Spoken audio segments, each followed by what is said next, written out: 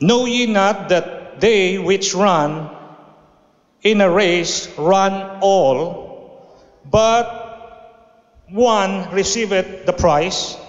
So run that ye may obtain. And every man that striveth for mastery is temperate in all things, meaning to say disciplined. Now they do it, obtain a corruptible crown, but we an incorruptible. I therefore so run, not as uncertain, so fight I, not as one that beateth the air, but I, hallelujah, keep order my body and bring into subjection, lest by any means, when I have preached to them, I myself should be cast away. A hand clap of praise once again, mga kapatid, sa ating Panginoon. Bago po kayo po, sabihin nyo sa inyong katabi, ating Diyos ay banal. So please be seated, mga kapatid. Welcome to the house of the Lord. And I'm so blessed, mga kapatid, to bring you the Word of God regarding running the race, running to win. Pinatatakbo tayo ng Panginoon, hindi para tumakbo lang o kumilos lang o magpakaikot-ikot lang, kundi running to win. Run to win. Pagtakbo na magtatagumpay sa dulo. Mga kapatid, mga kaibigan, meron pong sinabi si Paul sa aklat na Una Korinto. Kinausap niya ang mga taga-Korinto, mga kapatid, mga mananampalataya ito sa church ng Corinth. That's why they are called the Corinthian church. And Paul insists to those Corinthians who wanted to take the easy way that no man will ever get anywhere without the sternest discipline. Wala pong tao, mga kapatid, na magtatagumpay sa buhay na hindi po disiplinado. At mga kapatid, mga kaibigan, sa panahon natin ngayon, nandoon yung gusto po natin na mabilis po matanggap at makuha yung ating mga gusto. At nandyan po yung mga instant food, nandyan dyan, mga kapatid, yung mga kailangan ay malaman mo na agad ang sagot. Samantalang nung panahon, mga kapatid, nung mga nakaraan, when we need information, ay kailangan magte-telex pa. Alam niyo yung telex, mga kapatid, kailangan ay 2 linggo pa. Meron ba kayong ganitong produkto? Padala ng telex sa ibang bansa, babalik na naman after few weeks. Wala. Doon mo lang malalaman na wala, mga kapatid. Sa panahon natin ngayon, wala na pong ganon na paghihintay. You can get your answer right away. Magta-type ka sa Google, magta-type ka sa Meta AI, magta-type ka sa kung saan, mga kapatid, na mga platform, and you can get the answer that you need. Wala na pong masyadong paghihintay. Pero totoo ang sabi ni Paul, mga kapatid, sa panahon ng Corinth, mga kapatid, ang self-discipline ay napaka-importante. At yung mga atleta nung unang panahon must train with intensity if he is to win his event or his contest. Kailangan, mga kapatid, yung manggagawa o yung atleta ay maghanda at ang tawag dito, mag-ensayo maigi para siya magtagumpay doon sa kanyang sports na pinasukan. At yun po, mga kapatid, ang sinasabi ni Paul, inihantulad niya ito, mga kapatid, sa panahon ng kinakausap niya ang mga taga-Korinto, usong-uso yung Isthmian Games, mga kapatid. Doon mismo sa lugar nila ay meron pong Isthmian Games na parang inihantulad dito sa Olympic Games na atin pong alam na ang dami pong bansa ang nagtutunggali sa isa't isa para makuha ang premyo, yung ginto o dili kaya yung pilak o yung bronze medal, mga kapatid. Sa panahon po ni Paul ay meron na po silang ganitong tournament. Ang tawag po ay Isthmian Games, mga kapatid. Only second to the Olympic Games. And yet, mga kapatid, furthermore, the athlete undergoes this self-discipline and this training to win a crown. Mga kapatid, pagka ikaw ay nagkampiyon sa Isthmian Games, ang iyong gantimpala ay dahon. Ang tawag po ay laurel. Hindi po yung laurel na linalagay sa adobo, hindi po. Yung meron siyang parang ang tawag doon ay chaplet in English or wreath na linalagay po na bulaklak na ibig sabihin ikay kampiyon, nanalo ka sa pagiging athlete.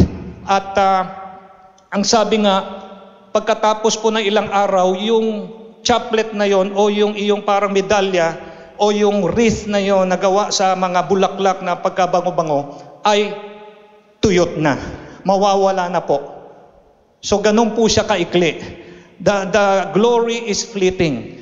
Sandali mo lang natanggap yung gantimpala mo nung ikay nagkampiyon at binigyan ka ng laurel, mga kapatid, nung unang panahon, afterwards, wala na po yung kanyang gantimpala. Di ba ganun naman po, mga kapatid, sa ating panonood sa sports, mga kapatid, itong taon sila ang kampiyon. Next year sila pa ba? Di ba ang bilis po mapalitan at makalimutan yung iyong mga tagumpay na nagawa? Kasi mga kapatid, yung palakasan dito sa lupang ito, may hangganan po. Palakpakan po natin ang ating Panginoon. Kinabukasan, bukas, pwede ka nang palitan ng mas mahigit pa na magaling na atleta. Pero nandito, hindi po yung pagkaluma ang pinapag-usapan natin dito o tema. Kasi talaga lahat naman ay tumatanda at napapalitan ng bagong atleta. Ang pinag-usapan natin dito ay yung discipline. Yung tinatawag na disiplina, mga kapatid, at control sa sarili, na kung saan yung tao, hindi siya kinokontrol ng emosyon niya, kundi yung disiplina na kanyang natutunan galing sa Panginoon. How much more, hallelujah, should the Christian discipline himself to win the crown, which is eternal life? Kung paano pinagbubutihan ng tao yung mga medalya, yung championship na yan, yung mga cash award, mga kapatid, na matatanggap. At of course, recently, doon po yata sa billiard, isa pong Pilipino ang nanalo sa pangalang Biado, mga kapatid. Tama ba po ako? Nagkampiyon po. Pumalit po kay Efren Bata Reyes, mga kapatid. Dahil si Efren Bata Reyes, yung ating pool master, hindi na po kabataan. So meron pong pumapalit sa kanya ng mga magagaling at mga masikat, mga kapatid. Pero yung kanilang mga gantimpala ron ay lumilipas yun. Pagka ginastos ng hindi tama, ubos agad, mga kapatid. Pero tayo mga Kristiyano, iba po ang ating pong layunin. Tumatakbo tayo para magwagi at magtamo ng buhay na walang hanggan. Yung po ang pinaka-importante sa lahat. Hallelujah. Marami nagsasabi, mga kapatid, marami nagpupunta sa church, they go to the church because they feel that they will have marami po dito mga tao na maaaring bumili ng kanyang produkto. Nagpupunta sila para marami sila makilala mga negosyante. Nagpupunta sila sa church, baka yung church kasi may pera para ma-invest sa kanilang business. Kaya sila nagpupunta sa church. Para sa akin, mga kapatid, better than not going to church, magpunta ka na lang sa church. At least kung ikay nasa church, marinig mo ang salita ng Diyos, makuha mo yung dapat mo talagang pinunta, yung kaligtasan, yung salita ng Diyos. Yung po ang nagbibigay ng pag-asa sa tao. You might have money, mga kapatid, but money is not the answer to everything. Nauubos po yan. Minamanage po ang money. Ang pera hindi po ang Panginoon ng buhay natin. Minamanage po natin ang pera. Kasi ang pera, mga kapatid, is a good slave but an evil master. No man can serve two masters, mga kapatid, for there is one God. Isa lang talaga ang pwede nating sambahin. Kaya kung tayo may naghahanap buhay, hindi natin dinudiyos ang salapi at hanap buhay at pera. Kailangan lang natin, mga kapatid, maghanap buhay to provide for our family. Manny Pacquiao, mga kapatid, nung siya mga kapatid ay bago naging kampiyon, siya po'y naging panadero. Siya po'y naghalo ng semento mga kapatid. Ang kanyang pinaka-simple dream is to lift their family or lift his life away from poverty. Yan po ay magandang panaginip. Ang church mga kapatid, tinuturo naman po na hindi po bawal managinip. Pero mga kapatid, mga kaibigan, huwag mawawala sa atin na yung panaginip natin sa pisikal at sa hindi naman nagtatagal na bagay, yung pa ang sasapaw dun sa mas importante natin dapat na maging layunin sa buhay.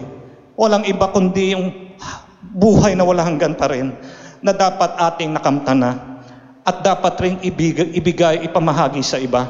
Church, how much more should we Christians be disciplined to win the crown which is eternal life? Paul, mga kapatid, shares a list, wisdom of thoughts, dito sa ating binasa na kung saan pwedeng gamitin filosofiya sa buhay natin. We can use these verses that Paul has shared as philosophy of life as follows. First, mga kapatid, meron pong sinabi rito mga kapatid that life is a battle.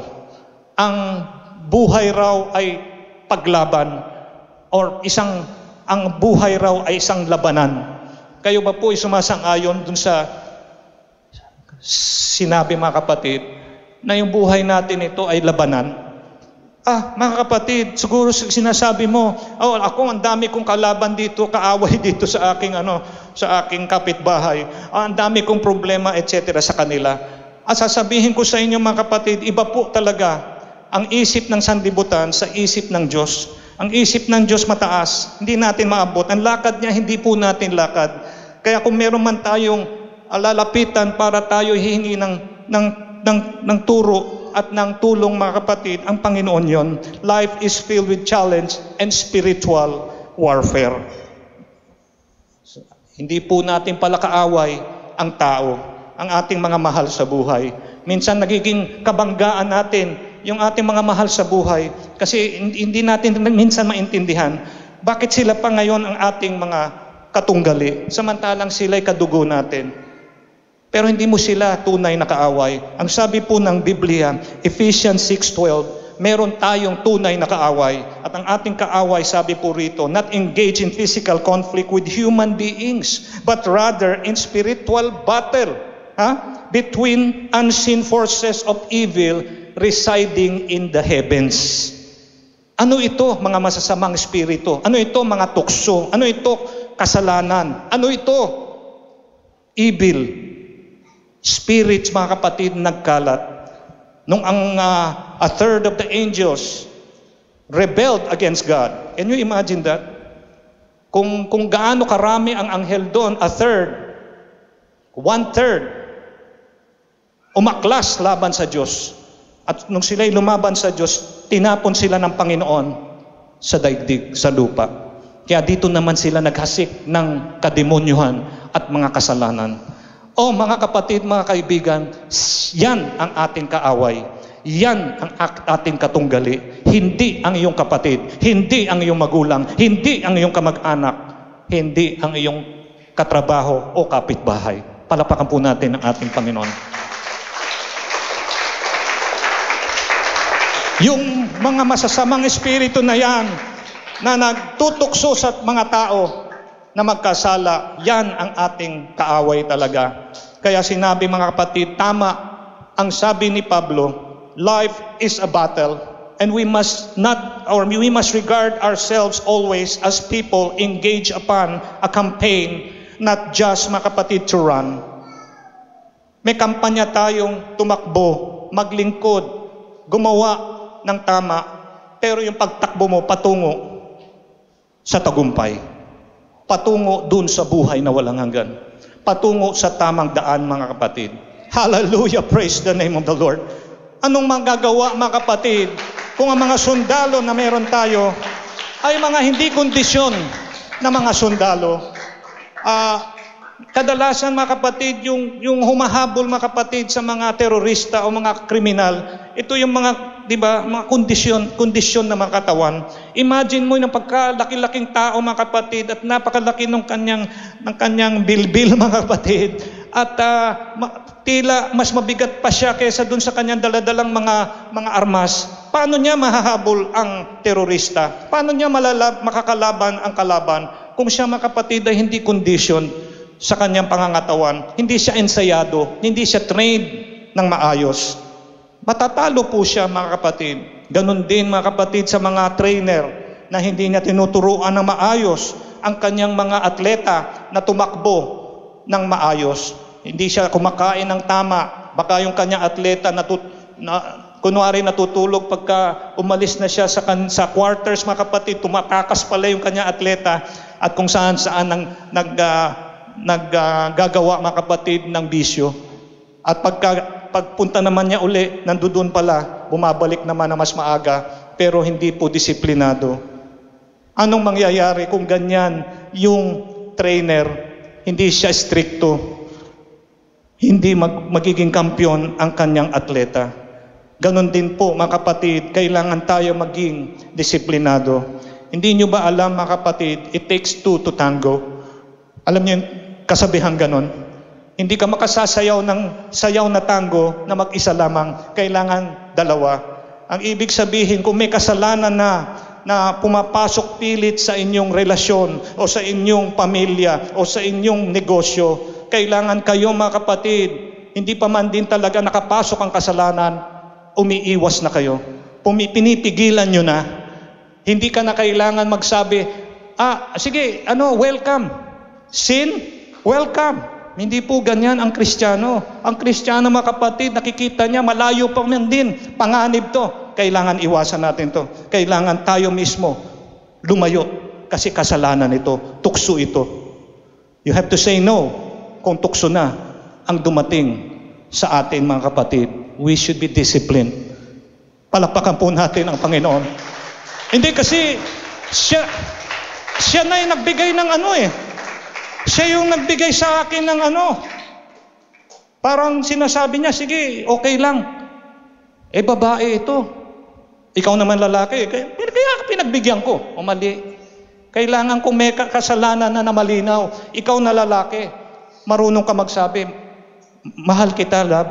Hindi pa panahon ito. Hindi pa tayo kasal. Hantayin natin ang blessed time na magawa natin itong bagay na ito, na may basbas ang Panginoon. Kadalasan sinasabi ng lalaki sa mundong ito, siya na nagbibigay ng ng entrance sa kanyang para magkasala, di pinagbigyan ko na. Hindi ganun. Kung mahina ang kababaihan, kailangan na lalaki malakas. Malakas Malakas humindi at sumunod sa Panginoon. Hallelujah. Hindi nga lang masyado, hindi lang masyadong gusto ito ng mga tao.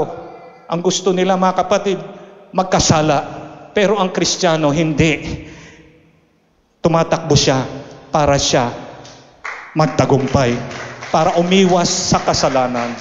Tumatakbo siya para sumunod sa Panginoon. Kung ang sanlibutan, gano'n na ang ginagawa, iba ang mananampalataya. Hindi sila katulad ng sanlibutan at sasabihin, hindi na uso yan ngayon. O sa inyo lang. Hindi nyo ba alam, Pastor, Alpha na ngayon? Alpha generation na? Gen Z na ngayon? Kailangan magbuksan mo na isip mo. Ay, bukas na bukas po ang isip ng pastor ninyo. Kaya ang tinuturo ko sa inyo, salita pa rin ng Diyos. Yung pa rin ang pinakamaganda na katuruan hanggang sa panahong ito. Dahil ang katwiran hindi naman nagiging kasalanan at ang kasalanan nagiging katwiran. Hindi naghahalo yan. Purihin ang pangalan ng Panginoon. Ikalawa, to win a fight and to be victorious in race demands discipline. Upang magwagi sa laban ay kinakailangan ng disiplina. We have to discipline our bodies. Una, disiplinado ang katawan. It is one of the neglected facts of the spiritual life that very often spiritual depression springs from nothing else but physical unfitness. Hindi nyo ba alam pagka tayo may sakit sa physical, naapektuhan yung spiritual?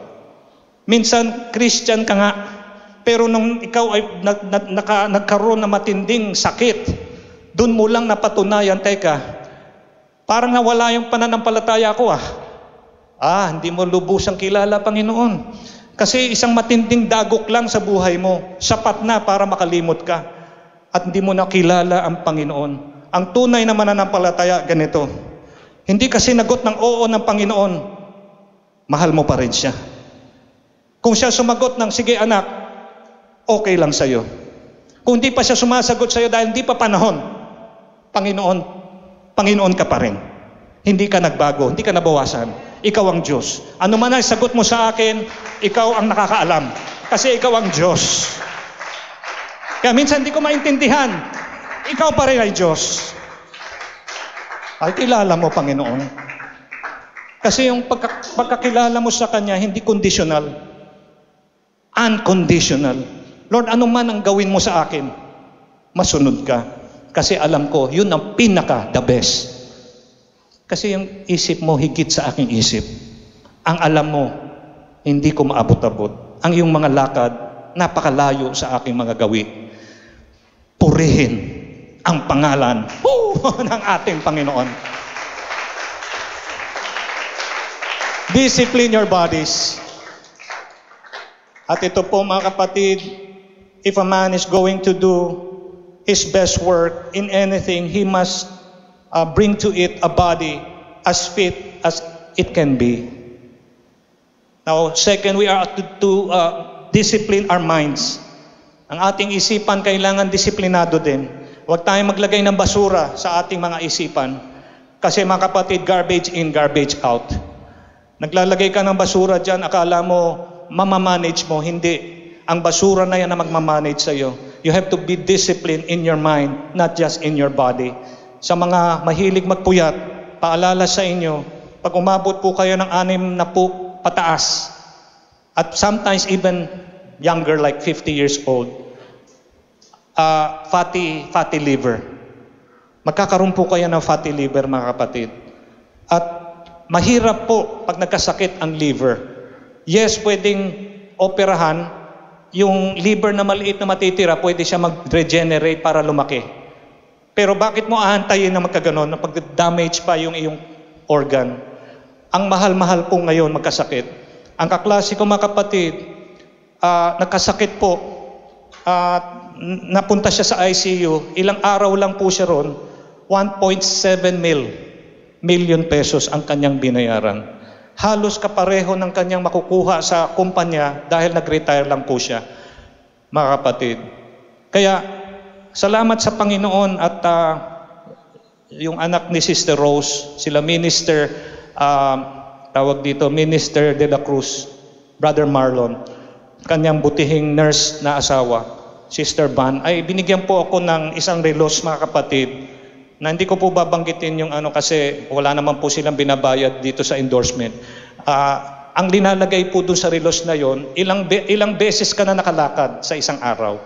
Ang sabi po nila, 10,000. Pero ang sabi po ng siyensya, 7,000 to 8,000. That is equals to half hour na walking, mga kapatid. Nakapag-i-improve raw sa katawan ng tao.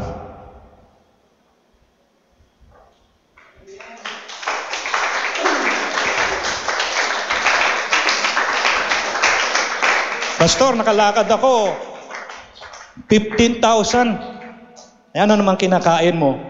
Ayan, yung mga chippy, yung mga junk foods. Chicharon. Naku naman, tataas ang iyong cholesterol nun. Oh. Pagdating mo ng 60, meron ka na maintenance. Mga statins, kung ano-anong mga gamot, para huwag tumaas masyado yung Kaya kailangan tama ang kinakain ninyo. Kaya nakatingin ako kay Sister Eunice, mga kapatid. Hindi lang po siya Kasi halos mga kabataan, ayaw nila ng gulay. Yung gulay, yung po yung nagpa-flush na mga dumi sa katawan. Ang tawag fiber.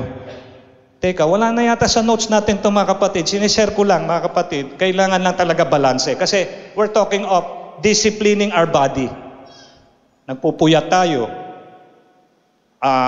Hindi tayo nagpapahinga ng maayos. Stress tayo. Makaka-apekto yan sa spiritual. Minsan, hindi ka na makapag-pray. Kasi nga, wala ka sa mood. See? Naapektuhan. Samantalang kung ikaw ay physically fit, yung prayer, baliwala sa iyo yun. Talagang kasama na yun sa buhay. Amen. Nakikipag-usap sa Panginoon. Asya nga pala mga kapatid, yung paalala po sa ating mga professionals dito mga kapatid, hindi po kayo exempted sa ating Bible study sa Wednesday. 8:30 ko po ginawa yan kasi alam ko, galing sa trabaho, sasakay kayo ng commute kayo o magdadrive kayo pa uwi, it takes time. So pagdating nyo sa bahay, 8:30, tamang-tama, Bible study. Wednesday lang naman po ito. Wala na nag-amen. Tapos yung prayer meeting natin, umattend kayo. Hindi nyo ba alam, kaya nyo naabot yung level sa career ninyo na ganyan, magandang bayad sa inyo, you have good salary, etc. Saan ba kayo nagsimula? Di ba nung mga bulinggit kayo sa Sunday school, nagpe-pray, amen, nag-aaral ng salita ng Diyos. Hindi ibig sabihin naging professional ka na, wala na yan o graduate ka na. Hindi, kailangan bantayan mo pa rin, mag-aaral pa rin. Even your pastor, mga kapatid, still studying. Kasi mga kapatid, as a disciple of the Lord, ang tawag po sa atin, lifelong learners. Ano raw? Lifelong learners. Habang buhay ka, nag-aaral ka ng salita ng Panginoon. Nagpe-pray ka sa Panginoon. Isa pong distinguished na pastor na bishop na yata ang inabot, tinanong siya, Pastor, ano ang masasabi mo dito sa mga manggagawa sa church na dapat nilang gawin? Now, kaya ka naman tinatanong kasi marami na siyang natatag ng churches, marami na siyang nadalang kaluluwa sa Panginoon, marami siyang pastor under his care that makes him a bishop already or even a head of a religious group.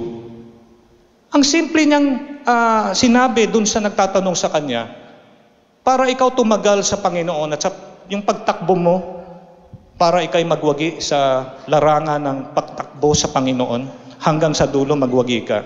Dalawa lang. Ano yun? Know your Bible. Ano yung pangalawa? Pray without ceasing. Huwag kang tumigil sa pananalangin sa Panginoon. Kaya yan po paalala sa inyo. Kaya nga natin ginawa na virtual para lahat makasama. At huwag po niyong problemahin, Pastor, tayo nga, 12 pa lang, 13 pa lang umaattend sa prayer time, hindi na magkasya sa oras. We will see to it that everyone can pray. Of course, we will request our prayer warriors to pray probably 3 to 4 minutes each para magkasya. Kahit na tayo lahat sumama, lahat makakapag-pray. Amen? Friday po yon. Every Friday po. Minsan nga lang nalilate tayo ng konti. Minsan galing po kami sa labas, kakauwi kami 8:30 na, 8:45. Ginagawa natin, mga kapatid, gagawin natin 9 o'clock . So namumove ng konti, pero hindi naman sobra. Ganun lang kadalasan, 30 minutes probably. Habol na lang tayo. Wednesday, Bible study. Friday, prayer meeting. Isang oras lang. Para yung ating, yung stamina natin, malakas. Di ba? Gusto natin magkaroon ng pagbubunga, gusto natin yumabong, hindi naman tayo nag-aaral ng salita ng Diyos, hindi naman tayo nagpe-pray, paano ka lubusang yayabong? So we have to discipline our minds. Or meaning to say dito sa yugto na to, time. You have to manage your time na yung oras para sa Panginoon, talagang reserve yun para sa Kanya. We are to discipline our minds. At minsan mga kapatid, ayaw natin gamitin ating isipan. May kasabihan, don't use it, you will lose it. Hindi mo ginagamit ang isip mo. Pag may tao naghanap sa marketplace, maghanap ka nga ng isip dyan na slightly used, sasabihin, baka isip ko yun. Kasi hindi mo ginagamit. Dapat gamitin, mga kapatid. Everybody say aray. Hindi ako yan, nag-iisip ako eh. Ano iniisip mo? Hindi ko nga maisip ko, ano iniisip ko eh. You have to discipline our minds, mga kapatid. Huwag tayo magpahintulot na pasukan ng kasalanan yan. Kasi pag pumasok sa isip, papasok sa lahat ng parte ng ating katawan yun. Kaya kailangan may discipline tayo ron. We can never solve problems by refusing to confront them. Sino rito, mga kapatid, ang style? May problema ba? Tatakbo ko. Yung message ni pastor, run to win. Hindi yun ang ibig ko sabihin, run to win. Tatakbo ka, tatakbuhan mo yung problema. Hindi, harapin mo ng may tapang. Kasi hindi ka nag-iisa. Kasama natin ang Diyos. Di ako matatakot. Di ako mangangamba. Kasama natin ang Diyos. Buti ko pag-isa ka, yes. Church, I tell you, we also have to discipline our minds. We must not run away from trouble. We must discipline our mind and confront our problems. Discipline our souls. We can do so by facing life's sorrow with calm endurance. Kailangan ikay kalmado, nahaharapin mo na may lakas ng loob ang mga problema, ang kalungkutan na darating sa buhay natin. Hindi puro saya, mga kapatid. At hindi rin po, mga kapatid, tayo makaiwas sa mga tukso, maliban, mga kapatid, sa tulong na lakas na pinagkakaloob ng ating Diyos. Dahil tayo mahina, pero kaya natin matalo ang mga tukso at to say no to temptation because God gives the strength and, hallelujah, the power to say no. Mga disappointments, hindi ibig sabihin Kristiyano ka, hindi ka na mabibigo. Akala mo, siya na ang para sa'yo. Parang malinaw na malinaw pa sa araw. Talagang liligawan ka na, parang lahat na kaayusan ay mangyayari na. Pero hindi pala. Yung best friend mo pala ang liligawan. Ang hapdi. Aragoy. Agoy. Hindi nga siya, pero may mas higit pang mainam para sa'yo. Diretso lang. Diretso lang ang pagtakbo patungo sa tagumpay. Merong inihanda ang Diyos para sa inyo lahat. Kung mga kapatid, nag-iisang tao binigyan ng partner kayo pa. Sino yung sinasabi ko? Si Adan, nalungkot, di ba? Si Adan, bibilang siya ng mga hayop. Ito, pangalan mo, giraffe. O pangalan mo, ikaw, rhinoceros. Ikaw, snake. Sabi ng Lord, na ginagawa niya yung trabaho niya pero malungkot siya. Ano kaya, bigyan ko siya ng partner? Praise the name of the Lord. Si Adan, bibigyan ko ng partner, ang pangalan Steve. Hindi Steve. Yung binigay na partner, babae. Hallelujah, galing po sa tadyang niya. Kaya nga mga kapatid, kayo na mag-on pa lang, magkaroon kayo na appointment sa akin. Hindi kayo gagastos. Baka ako pa magpapakape, mga kapatid. Saan nyo gusto? Sa Zeus? Gano'n ba? Zeus ba yan? Tama ba? S-U-S-S? Z-U-S? Kailangan kasi kayo masabihan. Baka kayo pwedeng mag-on sa girlfriend-boyfriend, pero hindi naman kayo bagay mag-asawa. O baka mag-aasawa kayo, hindi nyo kilala isa-isa. Isa't isang tawag, marrying a stranger. Kailangan meron pong magka-counsel sa inyo. Amen. Yung iba nga na-advance na nagkaroon na ng baby Akala nila yung silang dalawa, sila na Ay, hindi pa rin. Hindi pa rin.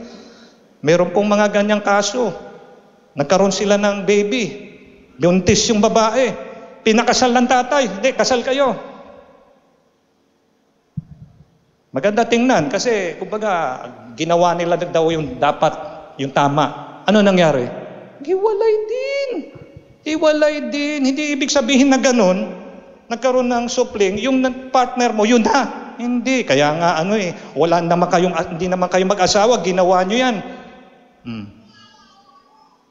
Lalo na sa susunod, mga kapatid natin, tatalakayin yan sa marriage encounter, hindi po sa Sunday. Palakpakan po natin ang ating Panginoon. Discipline your soul. We can do so by facing life's sorrow with calm endurance, temptation with the strength God gives, and the disappointments with courage because of the Holy Spirit. Kaya natin ang lahat ng kapighatian.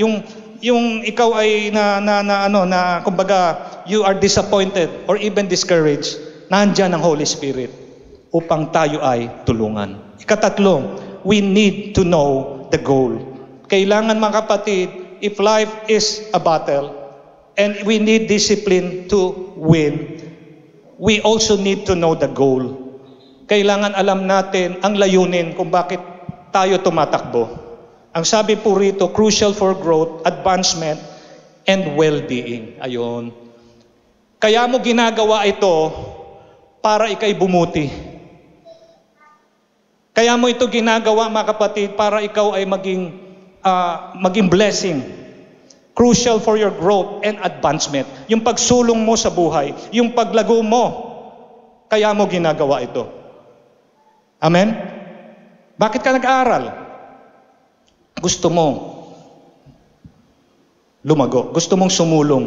Gusto mong maging maganda ang kapakanan mo. Kaya mo ginagawa yan. Church, knowing your goal empowers one to live meaningful and fulfilling life. Pag alam mo ang dahilan kung bakit ganyan ang iyong buhay, ganyan mo pinamumuhay ang iyong buhay, yung layunin ang siyang nagbibigay sa iyo ng direksyon. A distressing thing is obvious, mga kapatid, aimlessness in life. Meron ba kayong kilalang ganyan? Yung para siyang, masaya lang siya sa buhay, kasi ganun lang siya.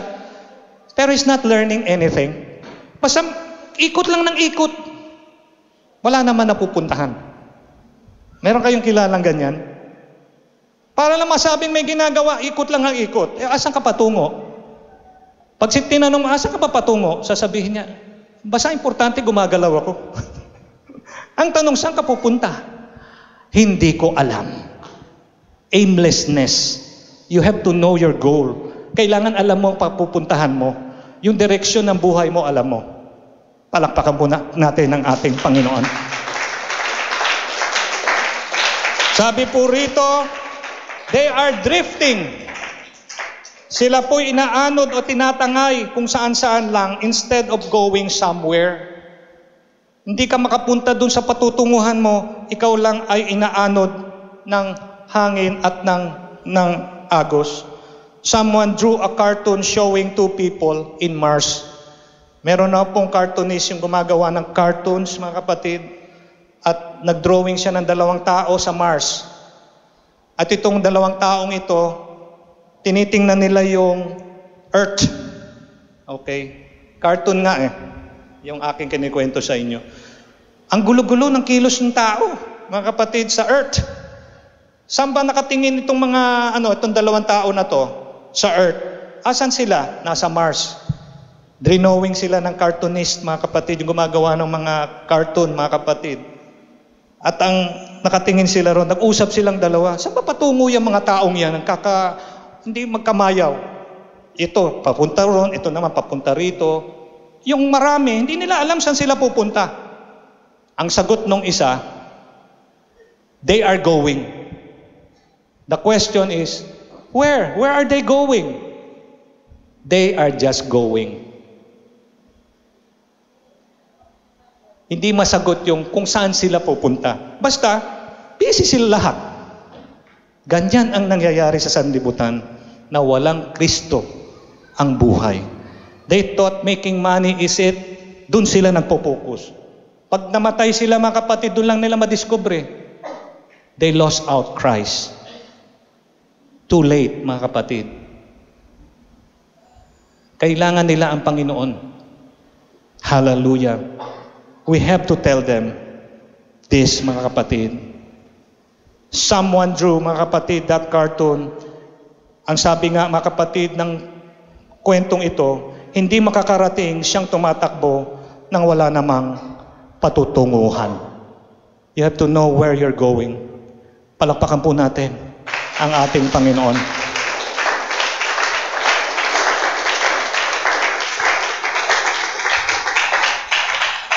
Si Manny Pacquiao naging panadero, naging construction worker, pero nag-training. He met the right people, the right promoter, and they have the right opponents. Kasi yung mga opponents na kanya nakalaban, bagay na bagay sa kanya. Kaya, in due time, bagamat champion na siya dito sa Pilipinas, napunta siya sa Amerika, napunta siya kila Freddie Roach, na-train siya na maigi, 8-time weight class champion ang ating pambansang kamao. Pero mga kapatid, mga kaibigan, darating ang panahon na kahit siya magaling, katakataka pero totoo, itong huli niyang laban, natabla pa. Dapat siya yung champion eh. Panalo dapat siya eh. Kaya lang dun sa mga kapatid, pag kampiyon ka, kailangan talaga ma-knockdown ka na maigi para masabi, hindi ka na kampiyon. So, pinalusot mga kapatid, tabla. Dapat panalo na, di ba? Ang taong ito, mga kapatid, na hindi na po kabataan, may tatalo sa kanya pagdating ng panahon. Ito po yung Father Time. Tama ba po ako? Kahit magaling ang ating boksingero, pero 46 years old, yung iba mga kapatid, medyo yung iba mga kapatid, hindi na sila, kasi masyadong natagtag yung ulo, na sila, parang gulay na po sila. Pero yung ating, yung ating boxer na to, durable po, at talagang kinaiinggitan ng maraming boksingero, kasi nasa kondisyon pa siya. Pero totoo nga, di ba? Isang araw matatalo siya. Ang kalaban niya, sarili niya. Kasi tumatanda po siya. Hindi siya mananalo kay Father Time. Palakpakan po natin ang ating Panginoon. Dapat tayo ganun din. Alam natin ang limitasyon natin, mga kapatid. No? At nalilimitahan tayo dahil sa kasalanan. Kaya kailangan iwas po. At sa tulong ng Panginoon, bigyan tayo ng wisdom, mga kapatid, na maging tapat sa Panginoon at maging banal. Ika-apat, we need to know the worth of our goal. Kanina, we need to know our goal. Pero ngayon, ika-apat, mas matindi to, we need to know the value or the cost of our goal. Handa ka bang ipuhunan lahat para itong goal mo makuha mo? Kadalasan ang mga tao, yes! Kasi material iniisip. Lugi ka dyan pag ganyan. Kasi pag nakuha mo na yan, akala mo masayang masaya ka na. Bigay mo lang lahat sa akin, pastor. Ang perang pwede kong makuha sa mundong ito, magiging masaya ako. Hindi po totoo yun. Marami po akong nababasa at nalalaman ng mga mayayaman, mga kapatid. Pero sa loob, sa puso nila, sila po'y mahirap. Wala po silang kaibigan. At yung pera nila, pinamamana na lang nila kung kani-kanino, mga kapatid. Pati sa aso minsan, dahil wala na silang mapamanahan ng kanilang yaman. Can you imagine that? Yung aso na walang kamalay-malay, biglang naging bilyonaryo. Hindi lang sa peso, sa dollars pa, mga kapatid. Palakpakan po natin ang ating Panginoon. Mga kapatid, mga kaibigan, the great appeal of the Lord Jesus is rarely based on penalty and punishment. Tanong ko po kayo, mga kapatid, ito lang po, paano nyo ba nakilala Panginoon? Kayo ba ay lumapit, sumuko sa Lord dahil natakot kayo? Ang daming penalty. Hindi ko kakayanin yan. Kailangan makipag-ayos ako sa Kanya. Ang daming penalty. O hindi kaya parurusahan ako. Yun ba? Yun ba ang nagdala sa inyo sa Panginoon? Hindi ba naluha kayo? Kaya kayo lumapit sa Kanya dahil naramdaman niyo pag-ibig niya sa inyong buhay. Kahit di na dapat tayo mahalin, the Lord loved us with an unbelievable love, fantastic, marvelous love, divine love, loving someone that is unlovable. For God so loved the world. Minahal tayo ng Panginoon. Kaya minsan sasabihin mo, wala nagmamahal sa akin. No, God loves you so much. Mahal na mahal ka ng Panginoon. At yan yung nag-draw sa atin sa Panginoon. Sino dito lumapit sa Lord kasi takot sa impyerno? Hindi naman yun talaga eh. Isa na yun sa napakaraming dahilan. Pero ang pinakadahilan kaya ka lumapit,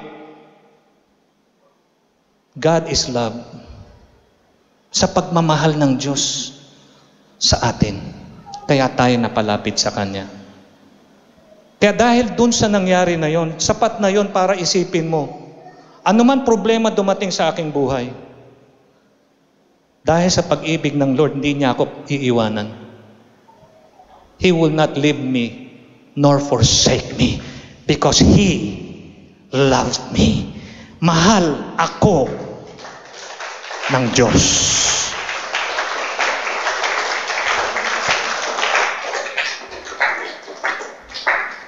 It was based on the declaration, look what you will be missing if you do not take His way.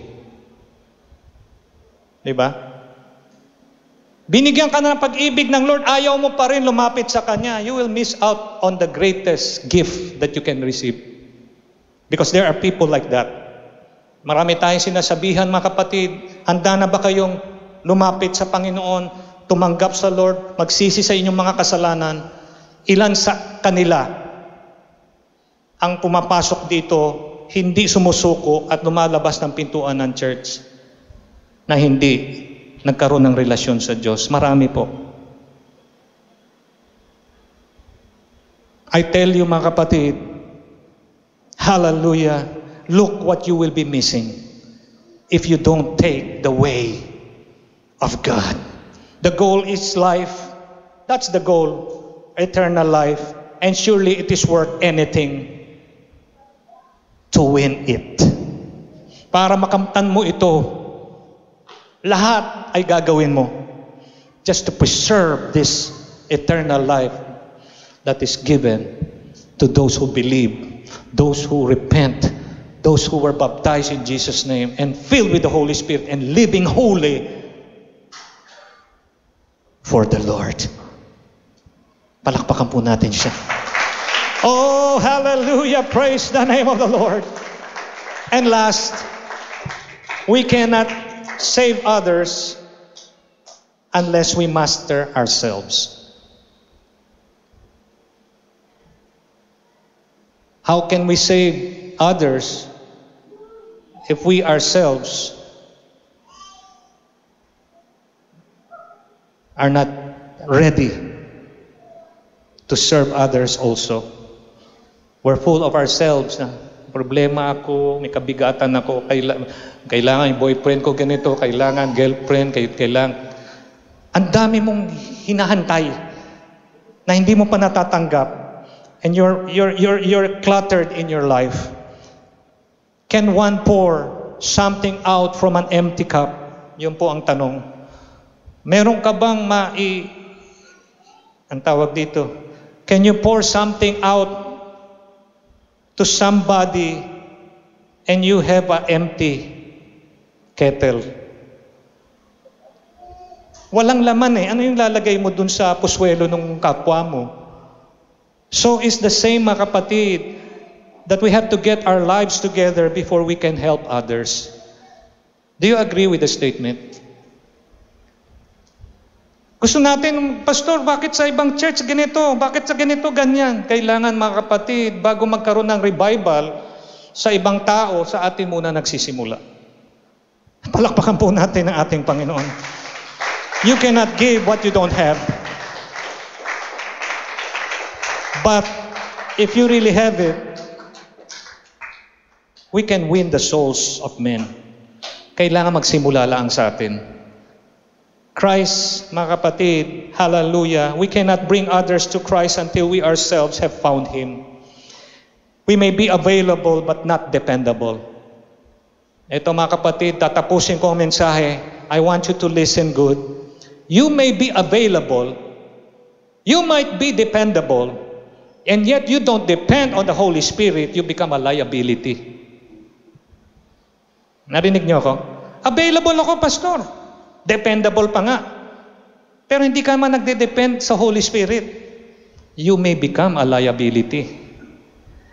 But if you are available, and you are dependable and dependent on the Holy Spirit, you are an asset to the kingdom of the Lord. Available, dependable, and depending on the Holy Spirit, kayo ang kailangan ng Panginoon sa mga huling araw na ito. You are running to win. Tumatakbo kayo hindi for the sake of running itself. You are running, mga kapatid, with your focus to win it all for the Lord. And also for you. Pag nanalo ka para sa Panginoon, panalo ka eh. Nakuha nyo? Can you put, can you give flower to somebody without leaving some of the fragrance in your hand? Gentlemen, nagbibigay kayo ng bulaklak, no? Sa ating mga mahal. Mario, you still give flower to Sister Rose? Di ba pag nagbigay ka ng rosas, yung amoy ng rosas nasa kamay mo? Ganon din sa Panginoon. Nadadamay ka sa blessing. Oh, praise the name of the Lord. Palakpakan po natin ang Panginoon. Woo! God is looking for availability and dependability. We should depend on the Holy Spirit for us to be an asset to God's work. Raise your faith to the level of biblical accountability regarding sins and not necessary wins. Narinig niyo ako? Maganda pa totoo. May patotoo ko, pastor. Tumaas ang aking posisyon sa trabaho. Praise the name of the Lord. Promotion cometh not from the east nor from the west, but it cometh from our God, gives you promotion. Amen. Praise the Lord. Pero mga kapatid, hallelujah, tatandaan natin na yung accountability natin dun sa kasalanan pa rin na pwede nating magawa. Kasi kung anong mangyayari sa ating mga kapatid buhay, maka-aapekto sa ating gagawing pag-eebanghelyo. They will not really believe that Jesus we are sharing, just as Paul said in the last verse, mga kapatid, verse 27, lest after I have preached to others, I myself should fail to stand the test. Maganda makita ang Kristiyano yumayabong. Maganda makita yung mga professional nag-iikapo, nagbibigay ng handog. Maganda. Pero lalong maganda na yung mananampalataya, bantay sarado sa katwiran, sa kabanalan ng kanyang buhay. Kasi kung ikaw tapat sa Lord, you will win. May mga merong pagpapala, may blessing, may promotion, may dagdag sahod, merong pag-boom ng iyong negosyo. Lahat yun meron. Pero yung accountability nun, isang tabi muna natin. Ang pinaka-importanting accountability, kasalanan pa rin. See? Kasi sabi rito, as you preach and share the gospel, if you're not careful, you will be disqualified. Because you yourself failed the test. Do you get me? Palakpakan po natin ang ating Panginoon. Oh, thank you, Lord.